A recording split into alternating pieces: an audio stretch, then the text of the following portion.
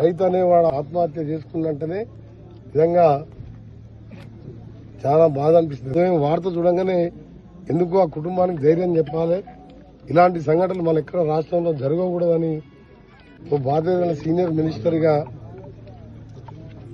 ధైర్యం చెప్పి ఆ కుటుంబానికి రైతు బీమాతో పాటు నా సొంతంగా కూడా ఆర్థిక సాయం చేసుకుంటూ, బాధలు ఉంటాయి, సంతోషం ఉంటుంది. బాధలు ఉన్నప్పుడు మీరు ఆత్మహత్యలకు లేచి మీ కుటుంబాన్ని రోడ్డు మీదకి వేసి ఆ తల్లి ఆ చెల్లె బాధపడుతుంటే ఏడుస్తుంటే ఆ కొడుకు ఏడుతుంటే నిజంగా గుండె తరుక్కపోతుంది.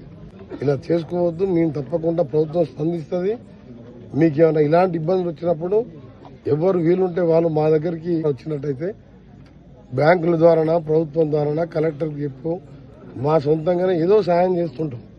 కానీ ఇలాంటి చేసుకొని కుటుంబాన్ని బాధపడ్డదని నిజంగా కూడా రాజిరెడ్డి మంచి వ్యక్తి అని ప్రతి ఒక్కరు ఏ నోట అయినా సరే రాజిరెడ్డి గురించి చెప్తుంటే నాకు కూడా ఉదయం పేపర్ చదివినప్పుడే కళ్ళకు నీళ్ళు వచ్చినాయి.